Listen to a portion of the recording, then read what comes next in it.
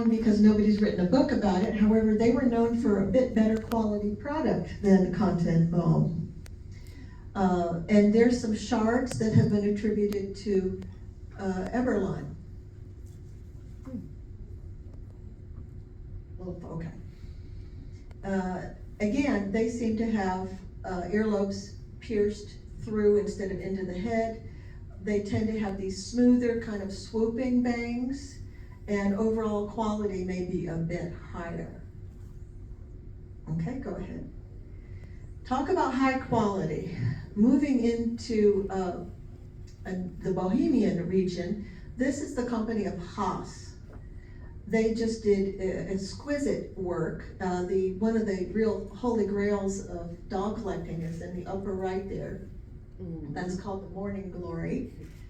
And their dolls tend to have these really long cylindrical necks. They do have a sort of a mark. They sometimes are impressed with the letter S for Schlagenwald, and also impressed with numbers that probably relate to their own model, numbers for models or something. We're not quite sure. But really fine work. No, you're fine, go ahead. Another company, all back in Gottschalk, back in Germany. These dolls here are all by this company. They both did lady dolls and children dolls. They had innovations like this one here with the sleep eyes. They like to have dolls with hats.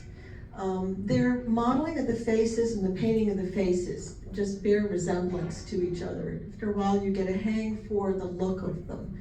And also if it's a child doll, they do have a lot of modeling of the shoulder plate. Go ahead. More by ABG. They had such a prolific, diverse lineup of dolls of all kinds, both in Bisque and in China. Really high quality.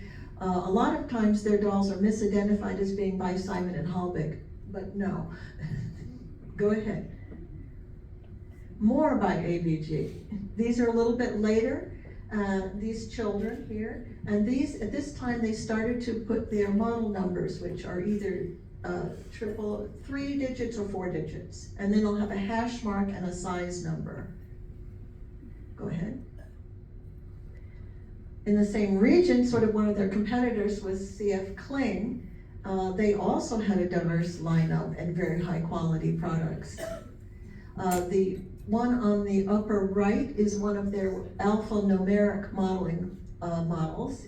I think that one's an A. I can't tell if it's an A or an H. 5A, I think, and then the number is the size number. And she's probably one of the fanciest ones that has all the bells and whistles. It has applied ruffle, it has glass eyes, it has ears pierced into the head. She's got it all.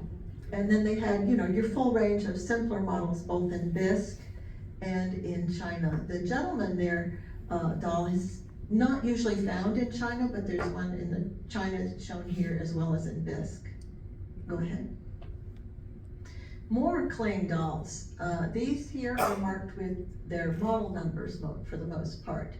One in particular, the one in the middle there, they made that doll with all kinds of variations, both with and without the ruffle, with various different applied decorations as well, and with glass eyes and with painted eyes. Go ahead. And then towards the end of the 1800s, they got this is a simpler child doll. This is one of their most commonly made models, model 189. This is the same model doll in 2 different sizes. The one on the right is probably one of their largest ones. It's a size 14. I don't recall the measurements, but it's huge. And then a more modestly sized one, a size 5, is sort of a normal sized one. But they look like almost different models, but it's the same model. Go ahead. Now going back in time a bit again, AWFR Kister. They made really fine quality dolls. They were, along with some of the other early companies, they had early dolls. With this kind of Sophia long ringlet hairstyle, the ones with the pegwooden bodies also. Go ahead. This one is also a Kister doll. Notice these really feverishly blushed cheeks, and one other tell is that they tended to have eyebrows that had 2 brush strokes, one lighter in color and one darker in color, giving them these sort of two-tone eyebrows, which is a little hard to tell in this picture. Go ahead. And these two are also by Kister. These are sort of their slightly more ordinary models, common models, I wouldn't exactly say. But again, you can kind of see the same, blushing in the cheeks. Oh, you can on the one on the right see the two-tone eyebrows fairly clearly. Go ahead. And here's a sheet that shows their product lineup a little later in the 1800s. And a couple of versions that were pulled from that sheet. I like the boy with his beaver cheeks. Go ahead. And then there's Kestner. Kestner has early dolls attributed to them as well. The problem with that is that Kestner, though as a company was an early company in the doll and toy making, they didn't actually own their own porcelain manufacturing company until the 1860s. And these dolls would appear to hail from earlier than that. So it's by supposition only that we can say they may have been ordering from the same company they bought or another one to their specifications before that.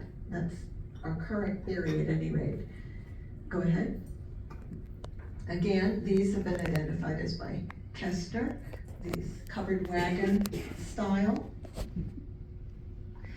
They are known for having this little white line that they've left between the lips.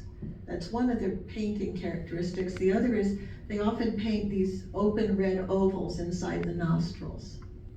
Go ahead. And here's some more examples that have been attributed to Kestner.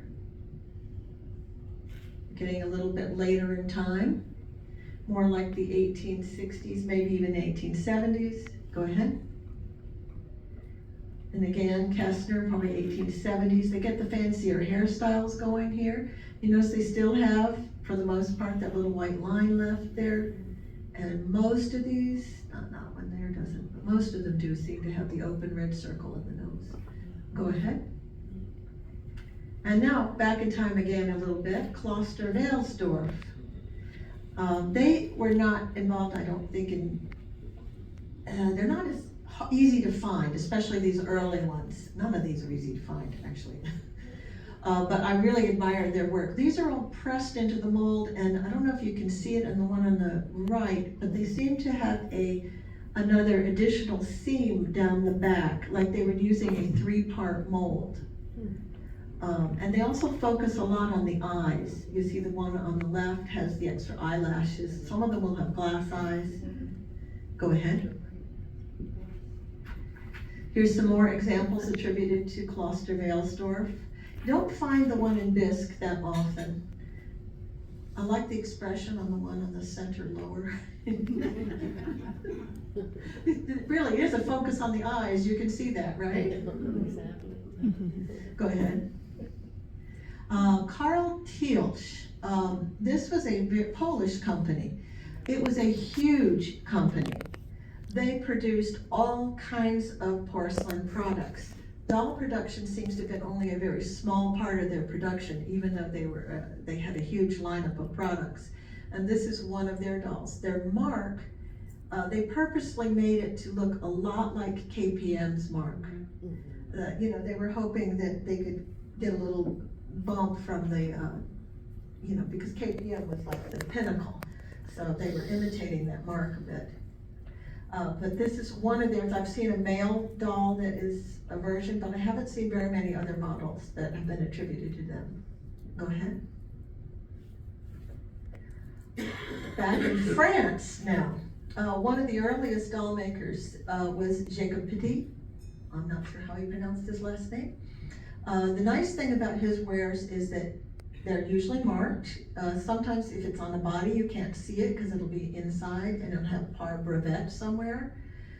His dolls date from the 1850s.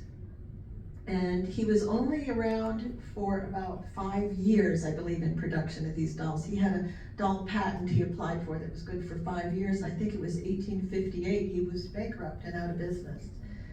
So they are very hard to find. They have a different style painting, which I think of as the French style. It's a little bit sketchier, a little more slapdash, darker, more vivid colors, but they have an appeal. Very hard to find. Go ahead. Now, Royal Copenhagen, this one is a 1980s reissue. Remember I talked about reissues before? Well, the Royal Copenhagen company was one of the few companies to stay in production for well into the 20th century.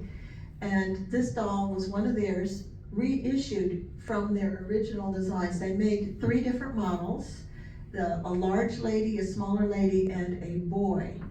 And their wares are always well marked, but these are the reissues. So if you see them marked like this, they are the reissues.